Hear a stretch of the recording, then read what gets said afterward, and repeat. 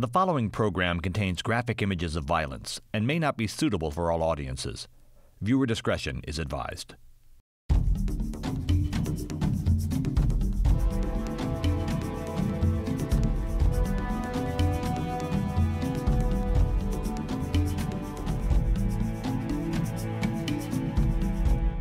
Good afternoon and welcome to everybody. My name is Gottfried Hagen. I'm the director of the Center for Middle Eastern and North African Studies. I'll also be the moderator for today's panel. Ladies and gentlemen, today individuals and institutions around the U.S. will be are commemorating Martin Luther King, the hero of the civil rights movement in the U.S. 1 year ago, a series of events got underway in the Middle East, which shares, I think, many of those goals, striving for civil rights and human dignity. 4 weeks after Mohamed Bouazizi set himself on fire in Tunisia to protest the treatment by local authorities and police, pressure mounted in Tunisia, and it was on January 14th, 2011, that President Ben Ali fled the country while Muammar al-Gaddafi strongly condemned the protests in Tunisia, and we all know what happened in the year after that. On January 17th, another protester set himself on fire in front of the Egyptian parliament. And again, a whole series of events unfolded. So for both chronological and political reasons, Martin Luther King Day seems to be an appropriate occasion to take stock of the movement that we've come to call the Arab Spring, and to take stock and also to look forward, since there's so much in flux still and there's so many open questions that I hope our experts can answer today. So let me introduce our speakers.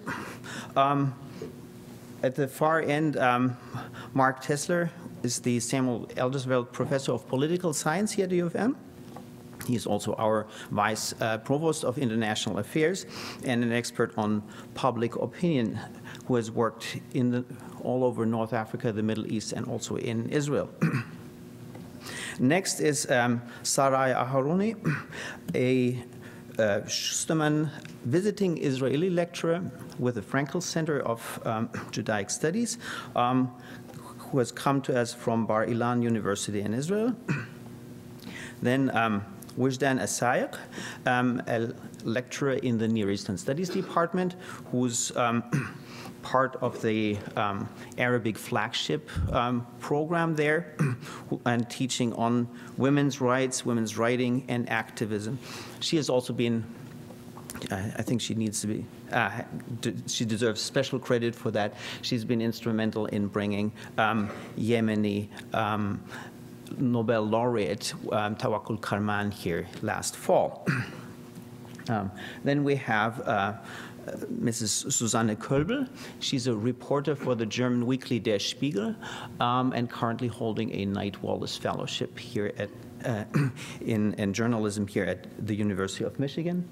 Atef Said then is working on his PhD in the Department of Sociology here at U of M, and in prior to coming here, he was active as a human rights lawyer in Egypt.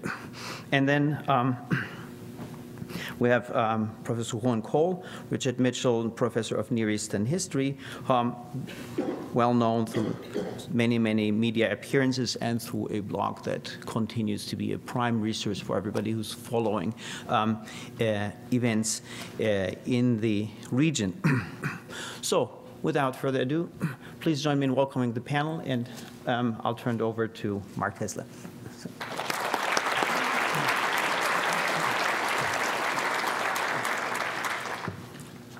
Thank you very much. This is a very full panel with an awful lot to contribute, people who know some of these countries very, very well. So we've been asked to keep our comments short, so there'll be time for discussion. We're striving for 6 to 8 minutes, and I will do my best.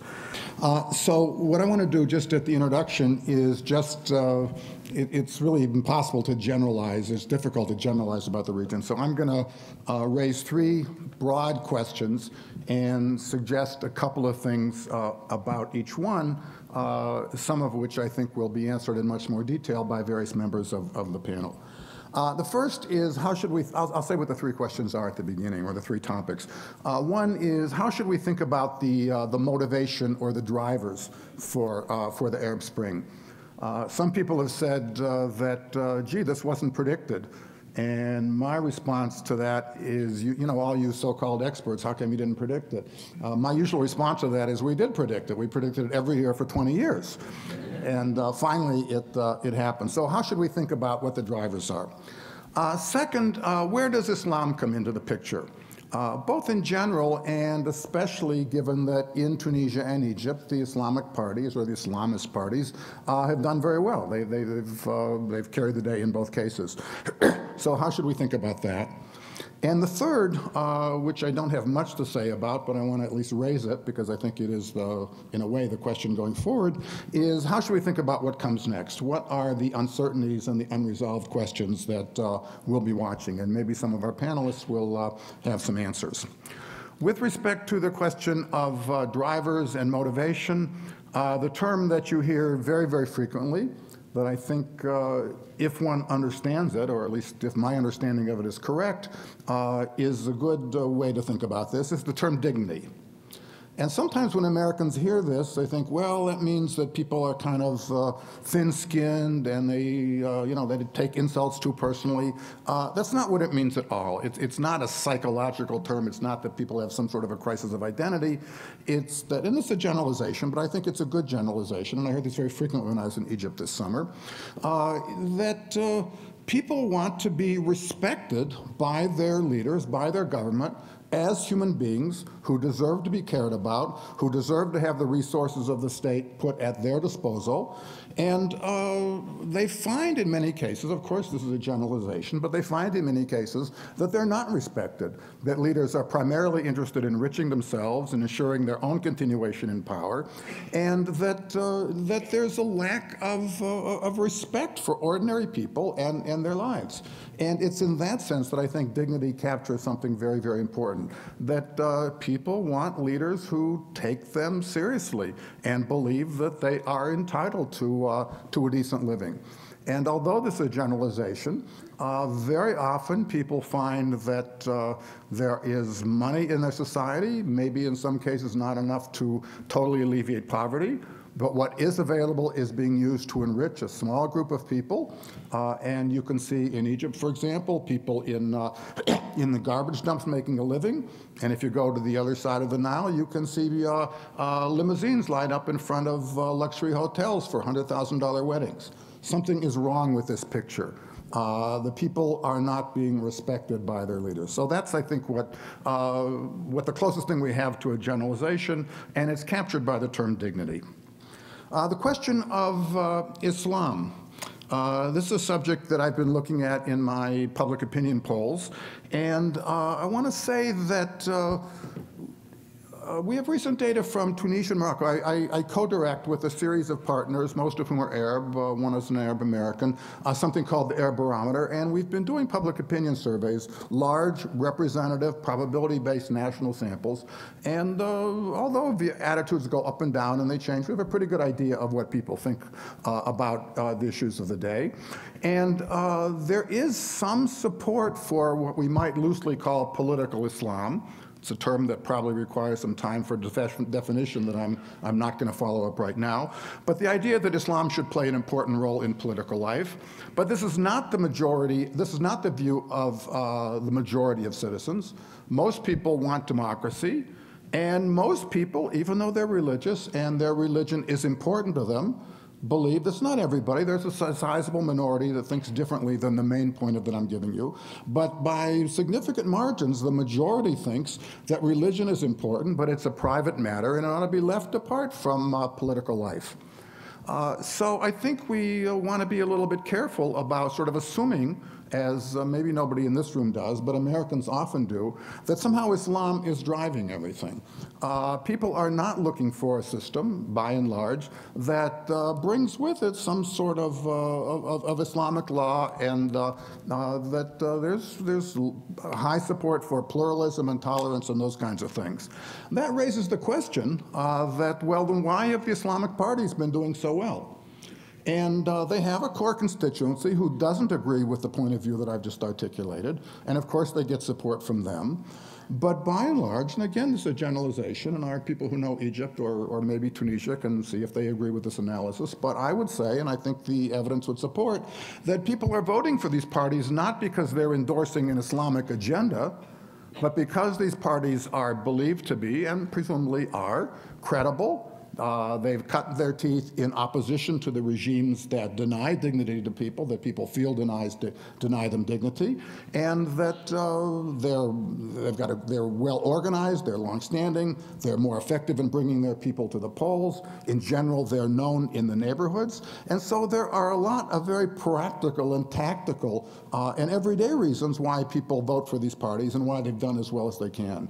And it's not to say that Islam is not important. Our surveys show that most people are religious and take their religion seriously.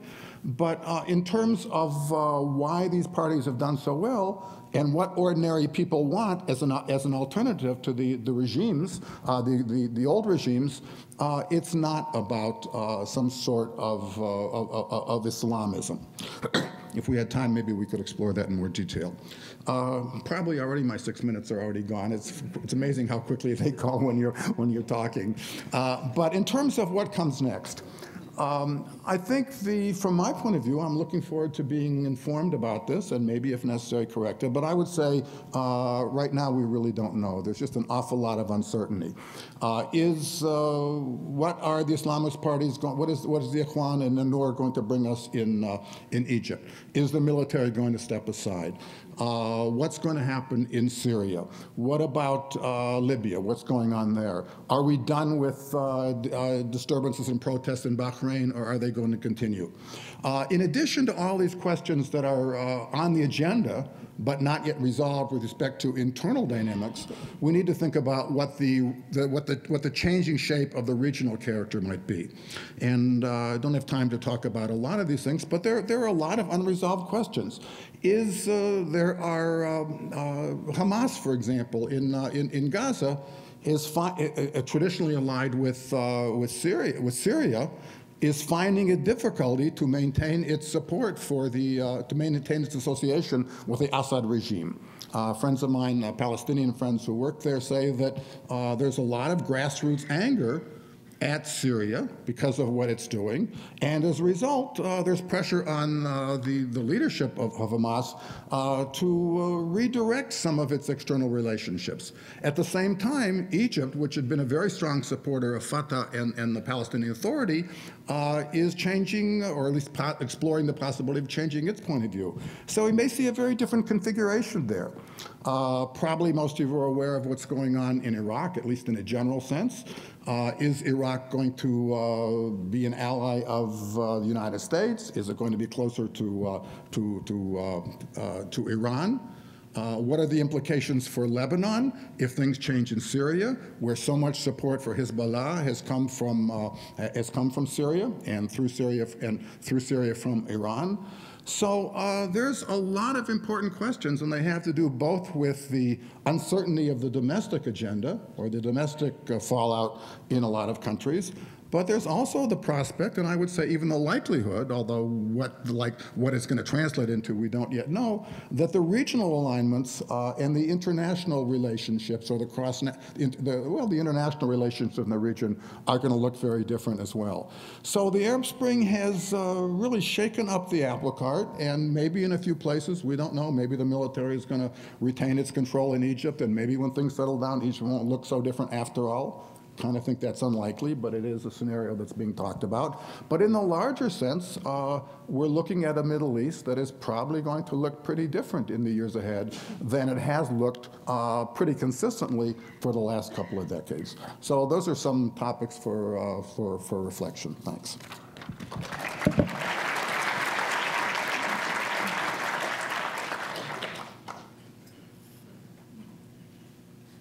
Thank you, Mark.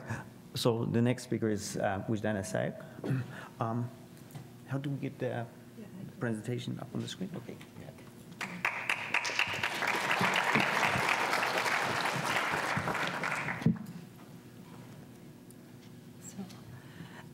Please forgive my English language because I thankfully arrived to this wonderful country just 2 years ago. So I would like to start with a question. What does the Arab Spring mean? I strongly believe that this revolution is not just a political revolution aiming to bring down Arab dictatorships, but a cultural revolution in general, and it is a women revolution in particular. So you could clearly see that the role of women in this revolution is significant. For the first time in modern Arab history, women are leading the change in Arab countries.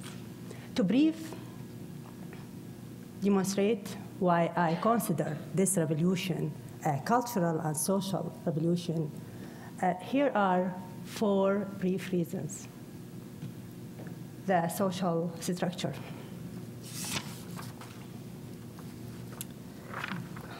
This revolution is changing the social structure.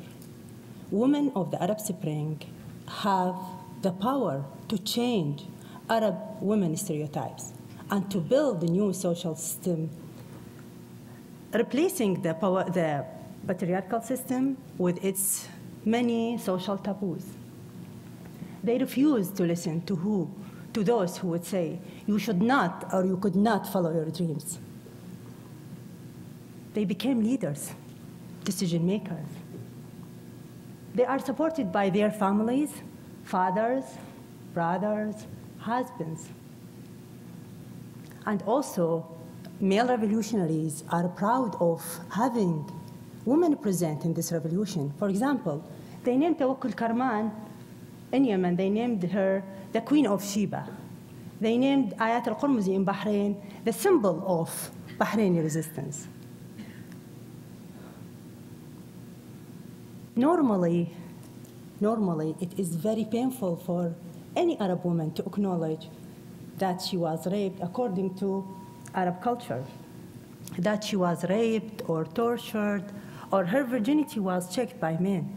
But in the Arab Spring, the revolutionary women are speaking up, who were raped or tortured are speaking up to and demanding the persecution of offenders, and these brave actions are supported by protesters. For example, Iman al-Ubaidi, she is a Libyan lawyer. She was raped by Gaddafi forces, and she spoke up to expose them and to demand their persecution. Her brave action was supported by revolutionaries. And please take a look to this part from her case. We have found Iman al-Ubaidi, and tonight she risked her life to speak out. You remember the Libyan woman arrested and dragged off after telling reporters she'd been raped by Gaddafi forces. Tonight she defies Gaddafi officials, who she says have continued to harass her and threaten her. She is defying them by talking to us. She says she's in hiding in Tripoli and has been told not to talk about the brutality she says she suffered and the brutality she says she continues to suffer. She's fearful for her life tonight, but says she has nothing left to lose.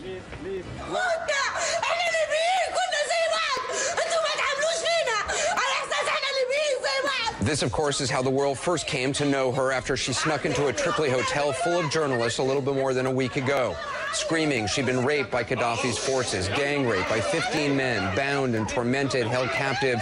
She had scars and bruises to prove her story. As she spoke, hotel workers revealed themselves to be government agents, They assaulted her verbally. One pointed a knife at her. Then one of them threw a coat over her head, and eventually she was hustled away. A few days later, Libyan state TV ran a tape of a woman being interrogated. It was Iman, it turns out, lying on a floor. Voices of people taunting her could be heard, telling her to do interviews on Libyan state TV, withdrawing her story. She refuses all of it. The government said that she was drunk. They said she was mentally unstable. They even called her a prostitute. The Libyan state TV anchor says right here, comparing her to a prostitute was insulting to prostitutes because, and I'm quoting here, even a whore feels patriotic about Libya. On the same page, Ghada Kamal, she is an Egyptian pharmacist. She was dragged, kicked, and beaten in the street by military because of her participation in protests. And this, anyway, this picture became like the icon of Egyptian revolution. And this picture also destroyed the military reputation. So please take a look to her. And also her brave action, she spoke up to expose the military, and to demand their persecution. And her brave action also supported by protesters. And please take a look to this. بالورقة والقلم خدتيني 100 قلم أنا شفت فيكي مرمطة وعرفت مين اللي اتظلم بالورقة والقلم خدتيني 100 قلم أنا شفت فيكي مرمطة وعرفت مين. So the next point is the religious system. This revolution reforms the religious system. Each Friday, female voices were allowed to speak loudly in chanting slogans or public speeches to lead the people as female imams, although outside the mosque. Male worshippers reject the religious speeches that attack women leaders. For example, in Yemen, the imam was removed from the mosque stage by worshippers because his speech attacked Tawakkul Karman. They did not let him finish his speech. Normally, a woman who wears hijab, she cannot touch a man. But women of the Arab Spring who wear hijab, they shake hands with men.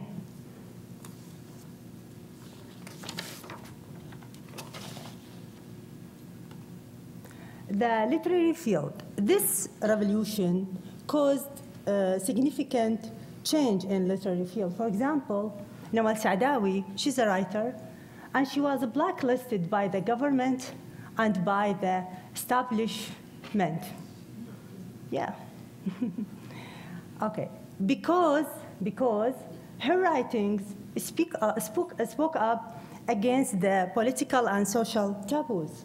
She attended this, she participated in this revolution, and she attended the Tahrir Square protesters as a revolutionary woman.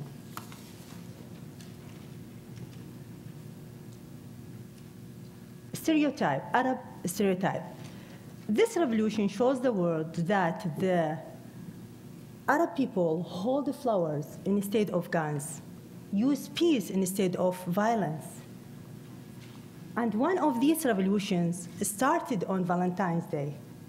And even they named their revolutions, they give their revolutions the flowers name. For example, jasmine flowers, Zahrat al-Subbar flowers, and full flowers.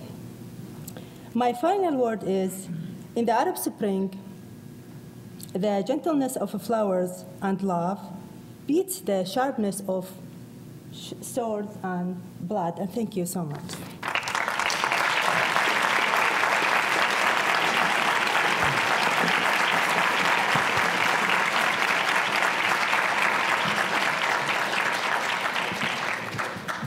Thank you, Dr. Alsayegh. Our next speaker is Atef Said.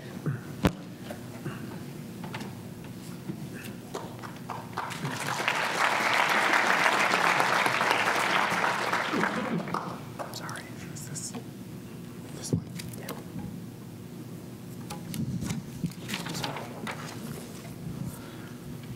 Yeah. First of all, I would like to thank the organizers for this very exciting and important panel. My brief note is about human rights situation in Egypt, and I believe human rights situation may give us a good perspective about the trajectory of transitional period. Many may recall that one of the main slogans of the Egyptian revolution, and as Professor Tessler touched upon, was human dignity. The revolution, after all, was sparked to protest police brutality. And one of the famous icons of the revolution was the face of Khaled Said, 26-year-old activist, a blogger who was tortured to death in Alexandria. After the mass revolt that started on January 25th, Egyptians succeeded in ousting Husni Mubarak, the 30-year-old ruling dictator. Before leaving office, he transferred authority to the Supreme Council of Armed Forces, hereinafter SCAF. This transfer has become the center paradox in the revolution, in the sense that part of the ruling regime, elites of the military class, and Mubarak's hand-picked generals, and many of them are Pentagon's friends, leading the transition to democracy and to end the rule of the very regime that they are part of. It is also paradoxical, of course, that in the first place, an institution that's based on hierarchy, such as the military, leads transition to democracy.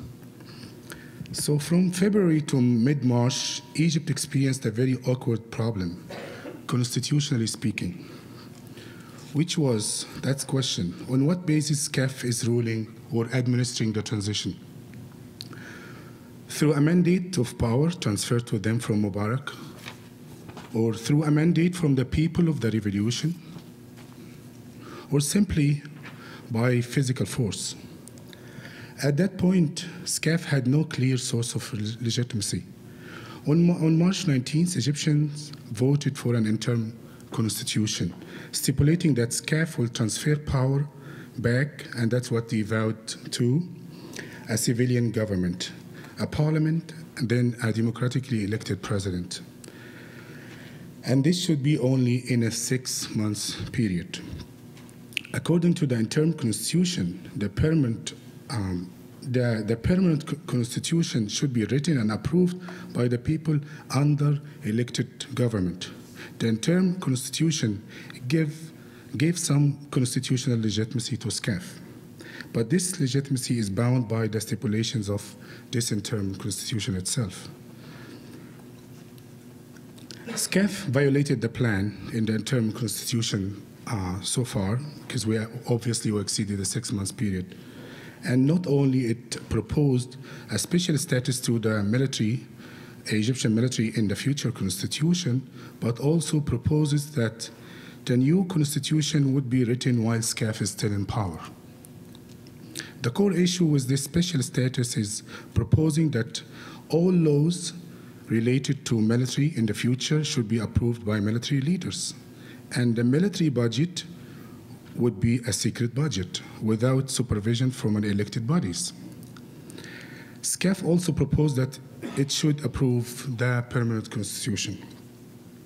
If we put this in context of the fact that Egyptian military controls from 25% to 40% of the Egyptian economy, with an annual aid of $1.3 billion from US for more than 30 years, activists and many Egyptians I spoke to and I worked with expressed serious concerns about SCAF's plans, not only because this may actually create or maintain, if we might secrecy and corruption, but would also maintain a military state or make a military state above the state. Part of SCAF's justification for this special status is that they wanted the army to protect the civilian nature of the state from the rising Islamic forces. Their justification is puzzling because the transitional period showed that the army's most tolerated groups in Egypt in the transition were members of the old corrupt ruling party, in addition to members of the Islamic parties who violated election laws, and some of the conservative groups actually speeches of the hate, of hate, for example, from Salafi groups against Copts, against women, and against secular leaders of opposition and known faces of the revolution were unquestioned, while SCAF and military police were targeting secular, liberal, leftist use of the revolution. Many affirm that they talk about a potential deal between the army and the Islamic parties, especially the Freedom and Justice Party, which is a spokes party of that represents Muslim Brotherhood, to share power in the near future. Of course, things may be complicated than this, but it's a serious concern. So in general, the only one single reform that's done in the transition in terms of human rights was lifting barriers on establishing political parties and in enacting a fairer system for the general election.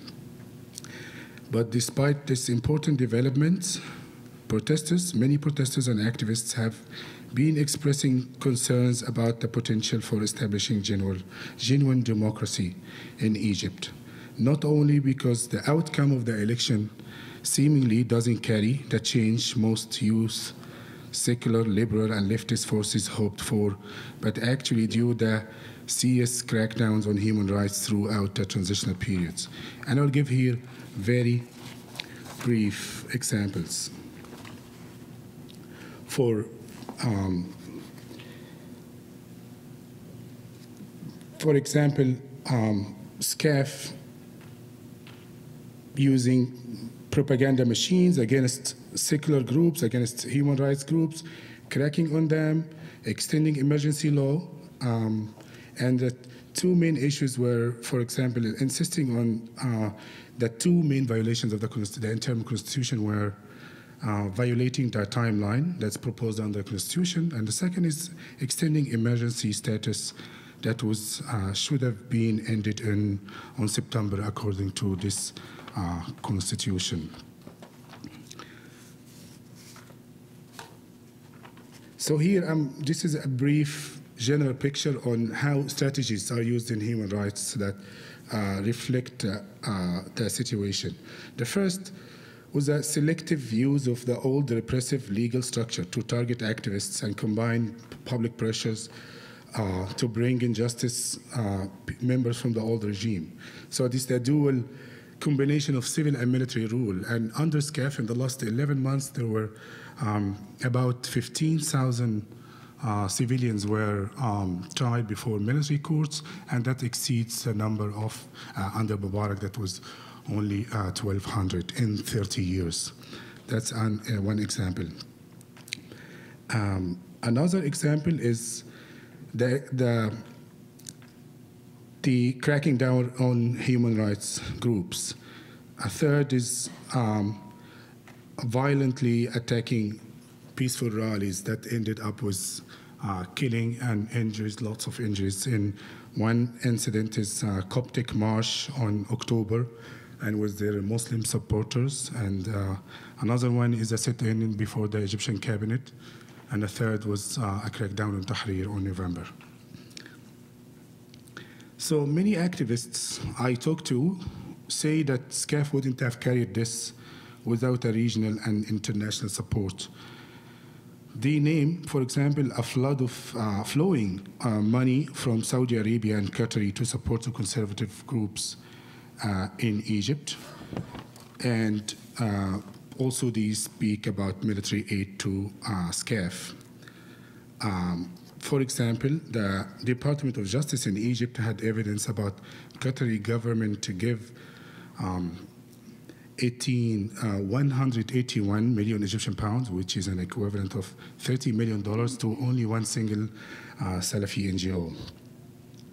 And there's been evidence documented by Amnesty International about sending repressive weaponries that have been coming to Egypt since the revolution by many governments, including the US.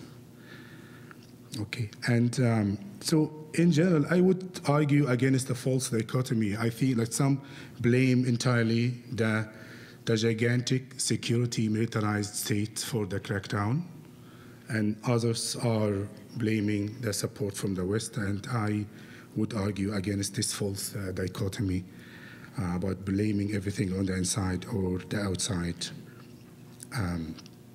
And I would see there is an intersected interest between the deep, corrupt military class in Egypt on the one hand and the regional international interests on the other. So in a word, to conclude, a general picture is the following. We have three major actors, roughly speaking, in the second.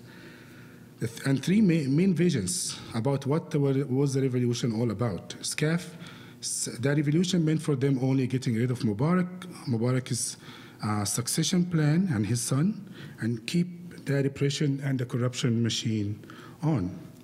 Islamic parties, mainly the Freedom and Justice parties and Salafist parties, the revolution for them perhaps was a political game. And the picture, of course, is complicated because the youth of the Brotherhood established new parties that's weaker and smaller, but that's a general picture. And the revolution for them, the major parties, meant a path to a parliamentary majority in which they replaced the old NDP or the former ruling party. And they seem not to mind SCAF expanded power in the near future, at least. The third is a large spectrum of secular leftist working class activists who led, in fact, the revolution and made it possible. And they don't have any significant voice in the new parliament. So from the very narrow legal perspective and human rights perspective,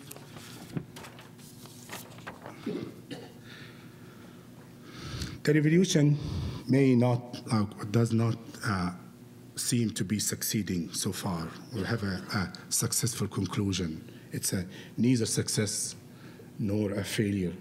And some are saying that the military already succeeded in transforming the mass revolution into a military coup to maintain the militarized nature of the Egyptian state with the participation and the complicity of Islamic parties and the blessing of the West. Other activists are saying that this is superficially maybe true, but the situation is far from stable.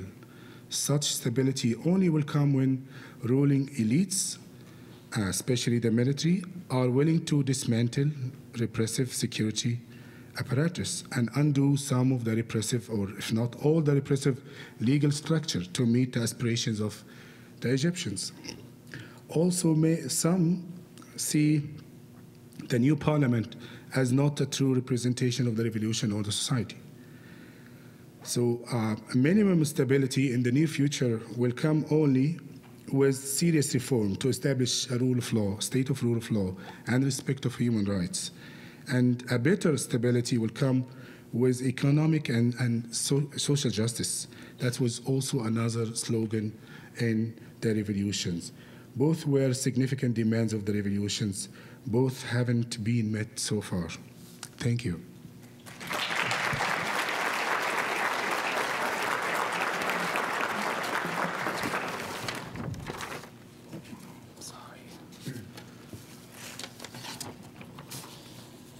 Thank you. Atef, as we go along, please be sure if you have questions that come up, be sure to write them down, and as we go on, pass them to our staff members and down here. So, but I'll cede the podium to Susanne Koelbl, who's going to speak about Syria. Thank you very much. Good afternoon. First of all, I would like to thank you for being invited to participate on the panel. It is a great honor for me to find myself in such distinguished company. And I very much appreciate being given this opportunity to share some of my thoughts and experiences with you. As already mentioned, I'm a journalist.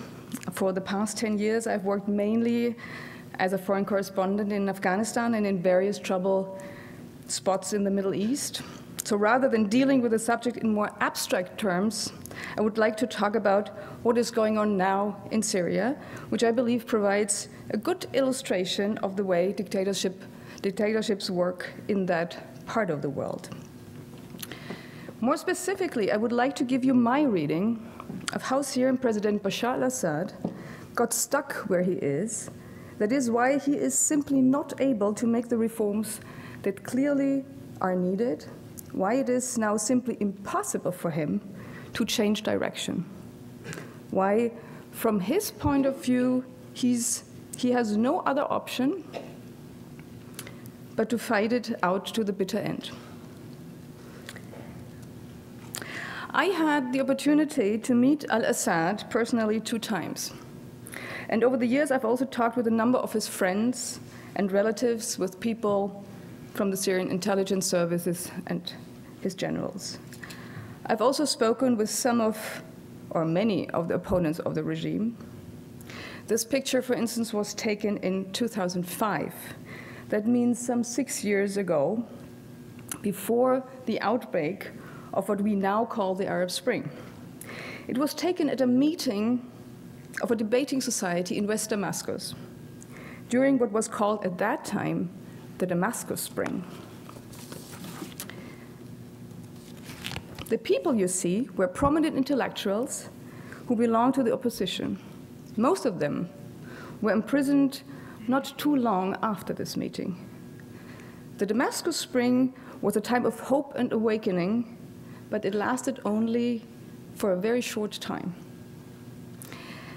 When the young president, Bashar al-Assad, succeeded his father in 2000, he promised his people profound political reforms: a multi-party electoral system, free elections, even the lifting of emergency rule, which has been in effect for over 40 years.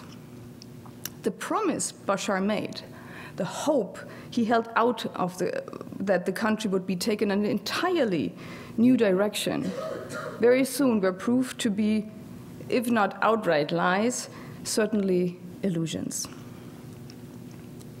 Personally, Bashar al-Assad is actually quite a moderate character. In his youth, he was never particularly interested in politics, and he certainly never sought power. By profession, he is an ophthalmologist. He's president literally by accident. His father, Hafez al-Assad, had originally chosen Bashar's older brother, Basil, to succeed him. It was only after Basil died in a car crash in 1994, on his way to the airport, that the successor role fell to Bashar. The Syrian dictatorship is a family business. Only a member of the family can be trusted to run it. Power is held by a few dozen men, with maybe a few hundred influential people who benefit from the system. What was at stake when Bashar became president was making sure that the family and their small circle of powerful friends were able to retain that power. Today, roughly a dozen years later, we can follow more or less live amateur videos of Syrian soldiers and intelligence agents, aided by mercenaries, using all the force at their command to put down the opposition. Demonstrators are being beaten to death. Civilians, even women and children, are being targeted by snipers. The wounded in the hospitals, instead of being treated, are being shot in their beds. How is it possible that this mercilessness, brutality, is being orchestrated by an eye doctor? He is well educated, a cultivated man, His wife, Asma, is a smart, elegant British finance expert. And was he not received with open arms only recently by French President Nicolas Sarkozy at the Élysée Palace in Paris? What we have here is what might call the dictator's dilemma. Assad and the small group of power holders around him know very well by this juncture that they have missed any chance that might have existed to transform the system peacefully. Quite probably they never had anything like that in mind. In any case, they know that anything they offer the demonstrators now, no matter what it is, would be too little and would be coming too late to satisfy the angry masses. A large portion of the Syrian people now wants to get rid of this regime, and at the top of the regime sits Assad. However nice a guy he may be in private. They want him out, and they want his family out with him. How did all this happen? The young Bashar al-Assad inherited a state that was created and shaped by his father, Hafiz al-Assad. The economy is still based on a more or less socialistic model. It has been opened up a little bit in recent years with the introduction of private rather than state-owned banks. And the media are state-controlled still, but some private investment is allowed, and access to outside media is possible now over the internet. But as for the government, the army and intelligence services are all powerful. And all of the key positions are held by a few carefully chosen relatives and friends. Al-Assad's younger brother, Maher, a brother-in-law, uncles, nephews, cousins. Those few fully trusted men are almost all members of the Alawite sect, a Shia sect to which the Assads have long belonged. In this security apparatus that the president depends on to fight his enemies, both side and outside the country. It is the same apparatus that kept his father in power. And the inner circle in Syria knows very well that if they lose power, they can expect absolutely no mercy from their opponents. This is particularly true for the inner circle of the senior leadership, but it also applies more broadly to a large sector of the Alawite minority, which represent about 12% of the total population.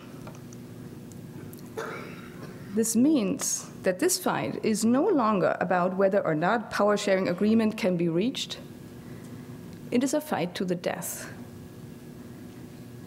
To understand the fierceness with which this struggle is being fought out and the mercilessness on both sides, one has to look back briefly into the history of the regime. When Bashar al-Assad's father seized power in a bloodless coup in 1971, he ended a period of ongoing instability in which the government was constantly being overthrown by coup. But the stability that Hafiz al-Assad managed to establish came at a very high price. The new president set up a highly efficient police state, and any opposition was suppressed with extreme brutality. The oppression reached a high point in 1982 with a horrific massacre in the city of Hama. It is estimated that between 10,000 and 30,000 members of the Muslim Brotherhood were killed alongside with their families. It was done by special forces using bombs and tanks. This is what the city looked like after the massacre. This massacre of tens of thousands of Syrian citizens was, of course, traumatic for the Syrian people and remains deeply engraved in the collective memory. The man on the left-hand side on this photograph was the one who then commanded the special forces in Hama. His name is Rifat al-Assad. He was the brother of Hafiz al-Assad, which makes him Bashar al-Assad's uncle. He was vice president of Syria at that time. Bashar al-Assad was a 17-year-old boy. This is Rifat al-Assad today.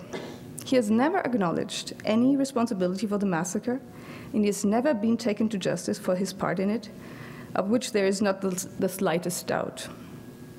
I met with the so-called butcher of Hama, for an interview last month in Paris. When I asked him about his role in 1982 in the massacre and the responsibility he bears for it, he blatantly denied any involvement whatsoever. And not only that, he even had the audacity to suggest himself as an alternative to his nephew Bashar al-Assad, whom he would like to replace as president to lead the country to freedom and democracy. It is this boundless arrogance and the impunity with which the perpetrators act, this trampling of justice, that angers the citizens of Syria so much and which is fueling the current uprising. What is different this time is that for the first time in 40 years, they seem to have shed their fear. And this uprising is mainly led by the well-educated younger generation. Now, how will dictatorship in Syria end, and will it end? What is different here from the situation in Egypt and Tunisia is that the Syrian security apparatus does not feel a strong obligation to the state, to the Syrian state as a state. Their duty is to the regime, more specifically to the Assad family. That makes a major difference. And so far, only a very few officers of higher ranks have defected from the Syrian army and switched to the other side. From a purely military point of view, the opposition definitely does not stand any chance of success in this uprising. They are trapped. And I'm very concerned that our screens will be filled with horrifying pictures from Syria for some time to come. Syria is a comparatively small country, but it is a key country in the Middle East. It lies at the crossroads between Israel, Iran, Iraq, Lebanon, and Turkey. The region is already highly unstable. If and how Syria falls is of crucial importance for the entire Middle East. As Syria goes, so possibly goes the entire region. If a regime change were to succeed, this could profoundly change the balance of forces in Arab politics. And it is far from clear whether we, the West and its allies in Europe and the region, will be pleased with the outcome. This presumably is the main reason why the West, and this includes Europe and neighboring Turkey, is not showing the same appetite for fighting in Syria as it did when it intervened in Libya. Unfortunately, I don't have a crystal ball. Nevertheless, it is not difficult to predict that the state in which Syria finds itself at the moment, at the brink of civil war, is likely to continue for quite some time to come. This would take much longer than it did in Tunisia, Egypt, or Libya, and the cost and bloodshed will presumably be much, much higher. Thank you.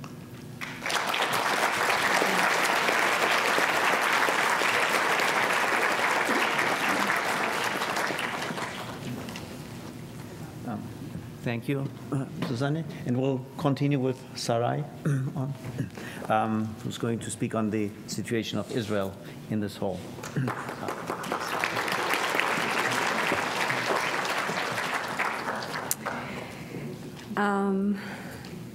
Okay, so thank you very much for the invitation.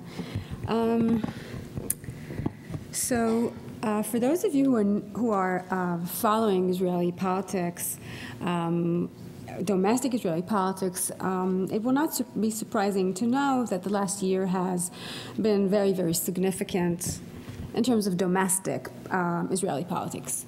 And contrary to the widespread image of Israel as an island of stability, an image that even Israel's Prime Minister Benjamin Netanyahu was trying to invoke last year, I think at around, I think we can close this, right?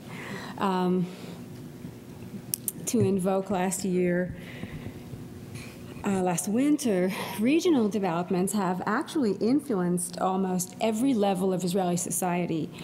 from everyday encounters between the average man and woman to public media, new media, social media, and of course to official political decision makers. And but I will not talk today about recent domestic debates within Israel, such as the debate about women's exclusion, which is to some extent, in my opinion, connected to some of the other debates in the region, or to the wave of popular demonstrations, large-scale popular demonstrations within Israel in the last summer, basically connected to the high prices of housing and the cost of living. I will really not talk about these issues, but rather I bring them up to point out that Israelis live within this region and that they are very much aware, interested, inspired, and to some extent confused and afraid of the possible consequences that this transition period may bring. So on a more general level, the initial response of Israeli political and military leaders to the unfolding events last year in Tunisia and Egypt and later on Libya was a cautious wait-and-see strategy. Later on, sometime in the summer, when it became clear that the Middle East as we knew it had changed and that the authoritarian regimes are losing their power, it became clear that Israeli strategic position in the region needs to be reassessed. And so sometime in the summer, we start seeing much more active initiatives and attempts to deal with emerging security threats, or what is perceived by the Israeli establishments as security threats. So, for example, we have recently seen a certain reform in the military that is based on new assessments of different possibilities of regional war or other forms of violence. And another example is a recent project of building a physical barrier, a wall on Israel's southern border, between Israel and the Sinai. And this is a project that has been debated for many years now, but it gained momentum and was actually started to be constructed after the fall of Mubarak. So we actually see changes on the ground that have been influenced by the regional changes during the last year. Now, in analyzing Israel's current strategic position, as it is perceived from an Israeli perspective, and when I say an Israeli perspective, I mean the perspective of military and political elites. The main question is whether the era of relative normalization that was formally embodied in the Israeli-Egyptian peace treaty, so 30 years now of relative normalization, later on the Oslo Accords, the peace with Jordan, and even the Arab Initiative in 2002, the Arab Peace Initiative. So whether this relative normalization era is coming to an end. And when I say normalization, I mean a certain degree of regional cooperation on a multilateral or bilateral level. And just another example, one of the consequences of the recent collapse of the Israel regional alliance with Egypt and Turkey is the fact that Israel is seeking new allies in the Mediterranean, and these include Cyprus and Greece, and these new alliances are based on shared interest, not only security interests, but also economic and other, and the central to this alliance is the relatively new discovery of natural gas fields in the Mediterranean, and the question of using energy in this region. And since 2008, Egypt has emerged as one of the important suppliers of natural gas to Israel, and through an undersea pipeline. In the past few months, there have been numerous attempts to interrupt this gas supply.